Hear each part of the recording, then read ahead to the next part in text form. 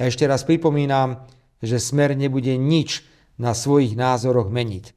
Demokratickí politici a demokratickí predstavitelia tohto štátu chápu slobodu prejavu inak ako iní. My chápeme slobodu prejavu nielen ako šírenie pozitívnych a krásnych informácií.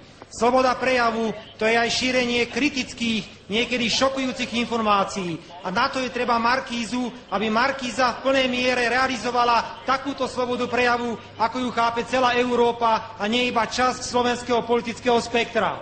Včera som avizoval kroky proti nepriateľským médiám TV Markíza, denník Gen, SME a portál Aktuality. Nech aspoň slúži ku cti týmto médiám, že sa otvorene hlásia k nenávisti a nepriateľstvu proti Smeru a tieto trendy s radosťou šíria. Dnes som rozhodol, že preveríme ich povolenie na vstup a prácu na úrade vlády, teda právo vstupovať na úrad a otravovať nás s ich otvoreným nepriateľstvom. Do rozhodnutia budú neželanými hostiami na úrade vlády.